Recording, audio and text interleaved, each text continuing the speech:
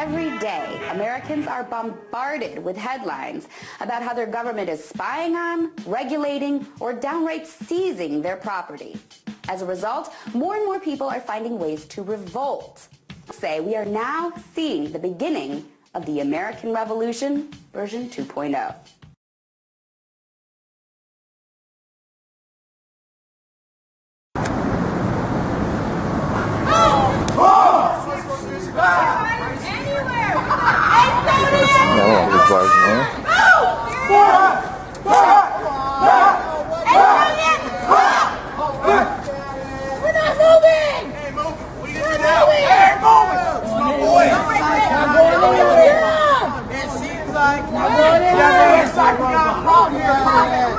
What's the problem here? Can I do something about it? You're training exactly for what Hey, send it forward! Move!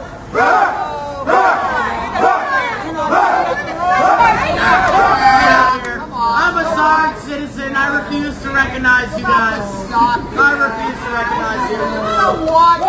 That was interesting. The tactical supervisor for El Paso SRT for Homeland Security Investigations. It's what we use to deliver our team to high-risk warrant services. Soldiers are learning to use so-called non-lethal weapons designed to subdue unruly or dangerous individuals and crowds. We are now in a state of martial law and war globally. NDAA, National Defense Authorization Act, that Obama has called for and signed, stipulates that even American citizens can now be targeted by the military, picked up, and imprisoned indefinitely without civilian trial, thus throwing out our due process, our habeas corpus clauses. So we are now in the state of martial law. Everything is now creating conditions for a total war state. I mean, McCain called for the whole America becoming part of the so-called battlefield. America is now a battlefield. The whole earth is a battlefield. What we're trying to do then is create a martial law state using Iran as the terrorist enemy or threat.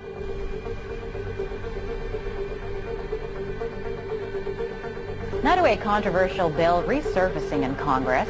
The FEMA camp bill allows the government to run at least 6 military installations when a national emergency is declared. These emergency centers would be run by FEMA under the command of the Secretary of Homeland Security. President Obama claimed the power to keep people in prison indefinitely with no charges against them, no conviction, no sentence, just imprisonment. It's important to note here that this document was created in 2010. Which was under the Obama administration, and it predates the NDAA of 2012, which authorized military detainment of U.S. citizens. This clearly shows a long-term agenda at work. It was created in 2010, however, it's just been recently leaked to the public via the internet. The document outlines military procedures for internment and resettlement of civilians, and it describes the layout and the administration of these internment camps. It clearly states on page 38 that it applies within U.S. territory, and it specifically addresses the detainment of U.S. citizens, as is indicated by the identification procedures for new prisoners on page 146, which states that social security numbers are to be reported alongside their photograph and fingerprints. Included in the list of organizations which may be involved in these internment operations are the Department of Homeland Security, FEMA, the Department of Defense, and the United Nations. Here it is. It's called Agenda 21. Agenda 21. Agenda 21. Now, it has been adopted by more than 178 governments. I believe there's only 191 on the planet. We've got to stabilize the population. When I was born, there so what's wrong with the population? I mean, with too many people.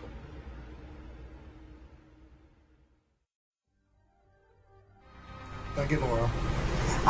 Rick, what does population stabilization mean, and how do you seek to enforce that? Last week, the U.S. Congress passed a bill which repeals posse comitatus, which means that we have now institutionalized and codified martial law. Mr. Speaker, I understand we're under martial law as declared by the Speaker last night. It is surreal. You never expect to do this in your own country. Walking up and down these streets, you don't want to think about the stuff that you're going to have to do. So many cops around the corner. We shoot in America. Yeah. And the understanding is that the Fourth Amendment of the Constitution says that you must have probable cause to be able to do a search that does not violate an American's right against unlawful searches and seizures. Actually, the Fourth Amendment actually protects all of us against unreasonable search and seizure. But that's what it says. The measure is probable cause, I believe. The amendment says unreasonable search and seizure. But does it not say probable? No. How's it going over at the camp? Oh, pretty well. Guys are doing a bit exercises now. They do very well. So the camp situation's going good with the disarmament and things? Oh, yeah. Because we saw them over there disarming people. Is that what the exercise is? Yeah, exercise now, yeah. Fantastic. Where are you from, sir? Well, Holland. Oh, okay.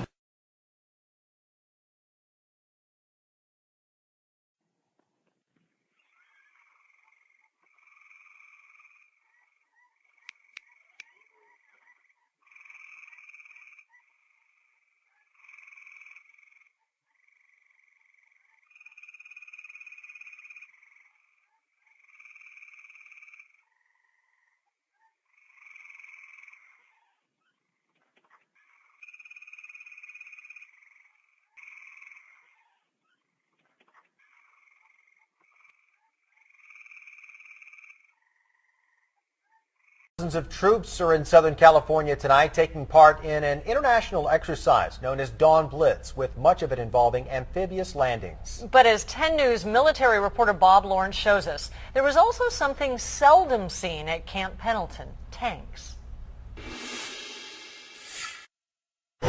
You're looking at the business end of a Marine M1A1 tank. For many of the Canadian troops who are at Camp Pendleton for Dawn Blitz, it's their first look at the beast. Yes, yes, very big, a lot of firepower.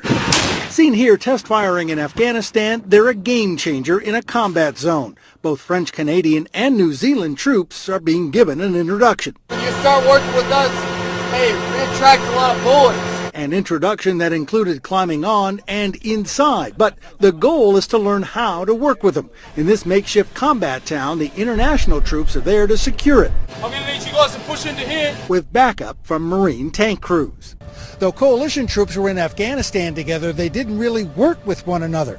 And that's what this exercise is all about. Everyone still has their own little area of operations, and we take care of our area. But sometimes you have to work together. And that, in a nutshell, is Dawn Blitz. Here, Japanese ground forces work with Marines on patrol tactics on San Clemente Island, and Marines in turn land an MB-22 Osprey on a Japanese ship.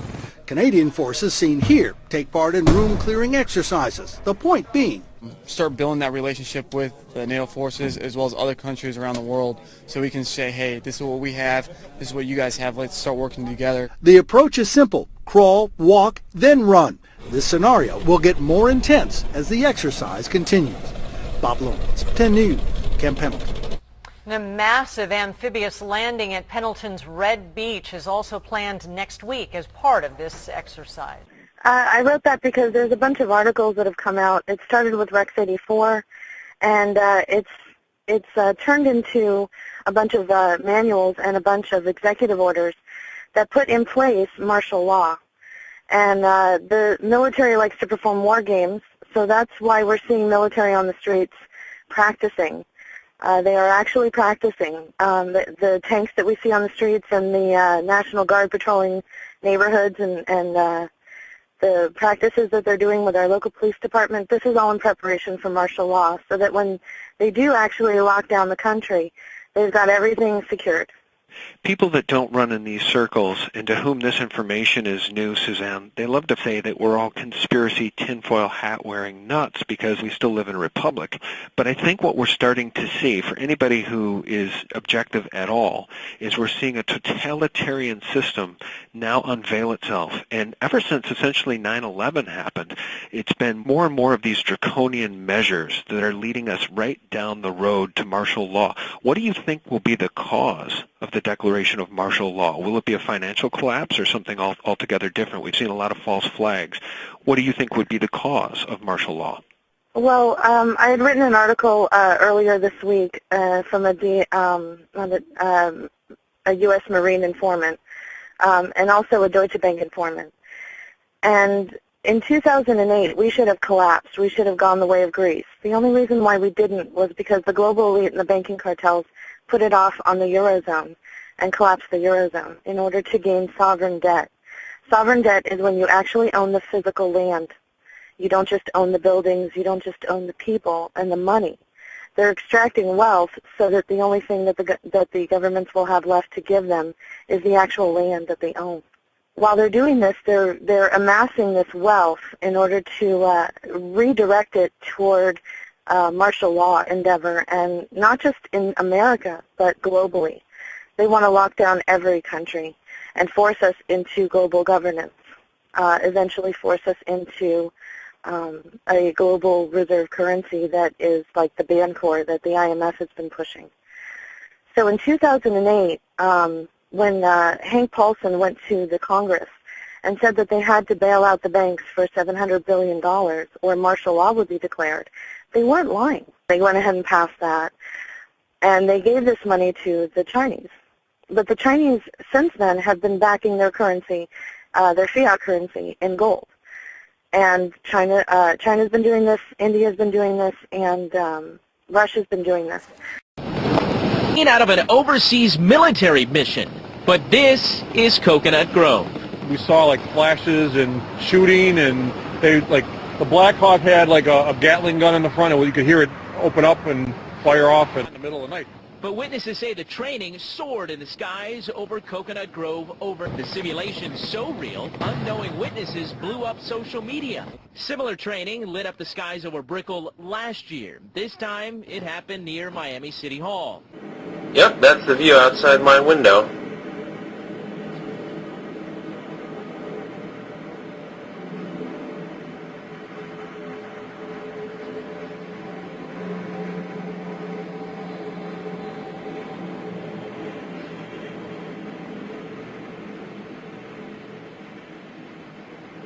Oh, there's another one coming in.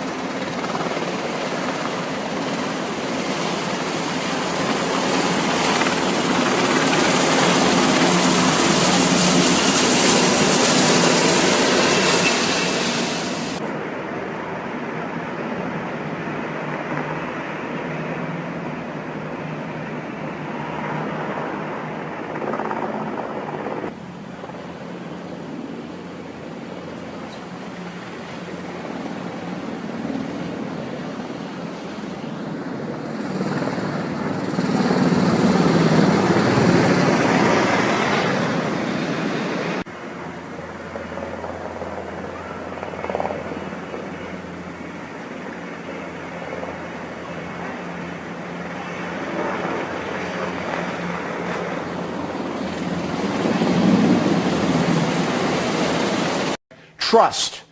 Do you trust the government? Well, did you see him up there? Police are getting a whole lot of calls about those black military helicopters flying over Portland this week. You might have seen them flying over your home. This is video of one spotted over the area on Monday night. The Police Bureau is assisting the Department of Defense with some training exercises. However, because the flights are causing so much concern, they'll now be restricted to the Jantzen Beach area.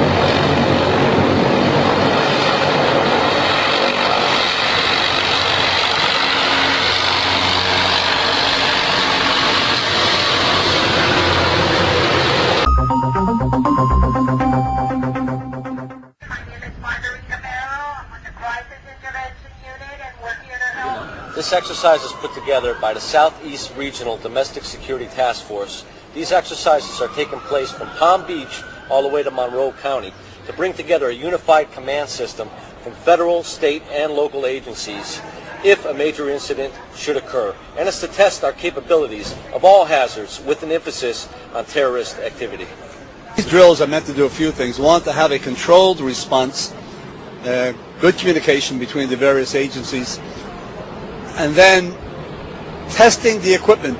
This gives us the opportunity to bring this new equipment, if you will, and to ground test it to see if it works, to see if it's the proper equipment for what's on call. So far, so good. We have our assessors on board. People from Homeland Security are here, and we've had great volunteers from the community and also some help from the local business community. So it's all working out well so far. And you know, we need to do this at least once a year. The threat still remains.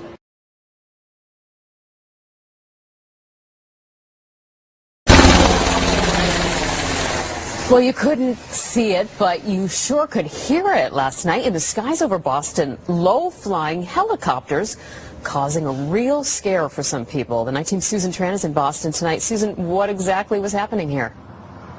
Well, just imagine hearing the deafening sound of helicopters coming outside of your home and seeing these military helicopters with no lights on, weaving in between all of the city's skyscrapers. For folks who saw this scene, they say it was so exceptionally scary. At one point, a glowing object was seen dropped from a helicopter. It was just one of many mysteries families in Boston were left wondering about. We saw just the one helicopter at first. Then we saw another one flying around, no idea what was going on, landing on top of the building. So, yeah, myself and my fiance were really pretty freaked out. Drones could soon be watching us all from overhead. The Federal Aviation Administration is expected to announce plans to expand the use of domestic drones in American airspace. Eyes in the sky, similar to the unmanned aircraft that the United States has been using to target terrorists abroad. So these people who hold themselves out to be patriots are not. They're nothing more than domestic terrorists. When are these drones likely to be flying, and how many of them might there be above our heads? Well, there's a growing number already, Shep, but according to the experts, and indeed the FAA itself, there could be as many as 30,000 of these kind of drones, 30,000 flying overhead within the next decade. Now, obviously, law enforcement agencies love these drones.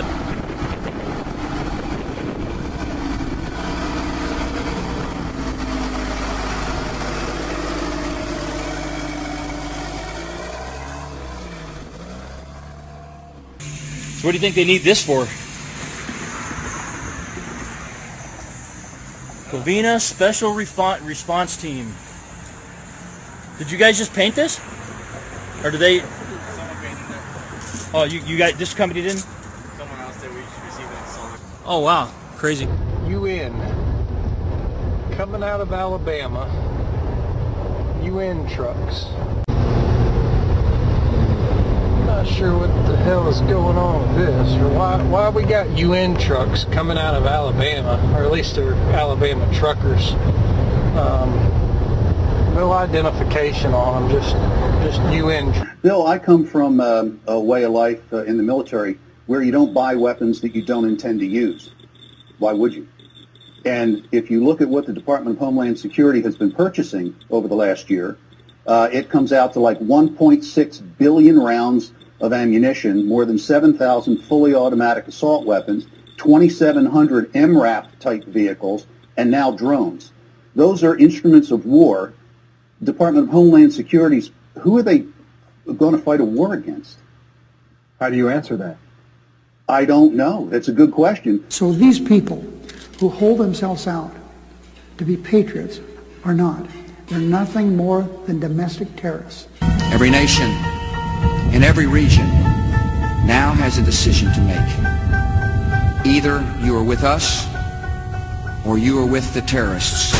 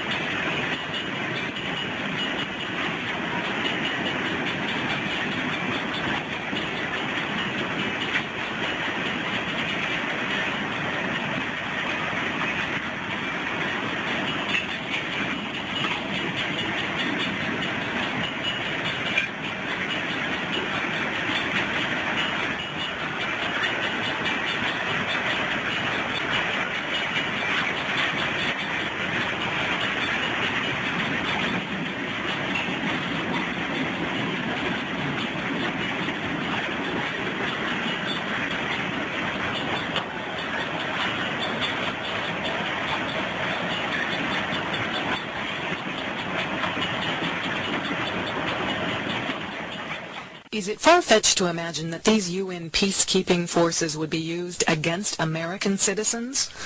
The 502nd, another unit from Fort Campbell, Kentucky, is shown here arriving as peacekeepers in Somalia, wearing their UN blue berets and UN insignia. Shortly thereafter, this same unit, the 502nd, was in Arkansas practicing house-to-house searches and seizures in a joint UN training mission called Agile Provider in the spring of 1994. Agile Provider involved 44,000 UN troops, including troops from France and the Netherlands, training in the states of Georgia, North and South Carolina, Arkansas, and Tennessee. Yes, UN troops have been trained in this country in the past, but not in brigade strengths and not in domestic support house-to-house searches and seizures.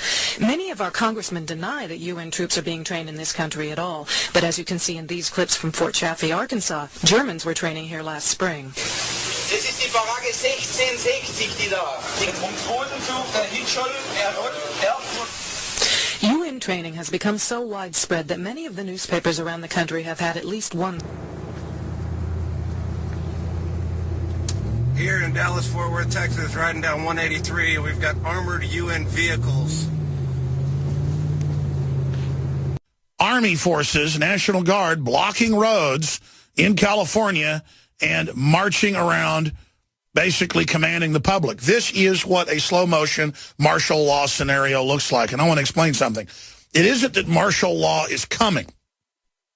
We're under a form of martial law when the feds seized the airports and started searching everyone. We're under martial law when the president dissolves the borders outside of law. We're under tyranny. Stephen Halbrook and Wisconsin Sheriff David Clark, who this week warned that enforcing any gun laws that would deprive Americans of the right to bear arms could lead to a second American Revolution. Sheriff, you've been very vocal, and by the way, I absolutely agree with you. If you wait for 911, then shame on you. You've got to arm yourself and defend yourself once you educate yourself. Well, what's this whole idea of a second revolution? Where's that coming from? Well, the question was, would I participate in assisting the feds coming into states and going into homes and taking everybody's gun away? And I said, I would not be a part of something like that. And I said, one of the reasons is I wouldn't want to get shot, because the American people are only going to put up with so much before they push back. And I said, if the feds tried to do that, disarm this country, I said, you would see an uprising and maybe a version of the second American Revolution because of that. Just read the Declaration of Independence. It's right in there. So it was talking about the feds coming in and going into homes. Forcing their way into homes and removing firearms. I mean, the thought is preposterous. But you know what? The thought of it is preposterous, and people are very concerned about it. I mean, this whole idea of identifying gun owners in newspapers and chipping away at these gun rights and getting a registry. I mean, this guy McCarthy, the chief of the third largest police department in the nation, who works for Rahm Emanuel, who's so connected to the White House, is saying, you know what, we should be able to put a chip in your gun. Are you crazy? In Mexico, lawmakers are actually considering asking the United States to provide a registry of all gun owners in the border states, California, New Mexico, Arizona, and Texas. Their reasoning is claiming that it'll make tracing guns used in violent crimes easier. Talk to me. Registration is prohibited by U.S. law. It's been for a long time. Our first law prohibiting registration was passed right before World War II because we saw the experience of Nazi Germany, Soviet Russia. Registration means confiscation. The Firearms Owners Protection Act signed by President Reagan prohibits registration. The background check system prohibits it because we don't want a system in our country where all the citizens are, their names and identities are given to the government. And can you imagine turning this over to the Mexicans? You've already got members of the Mexican police and military selling their guns to drug traffickers.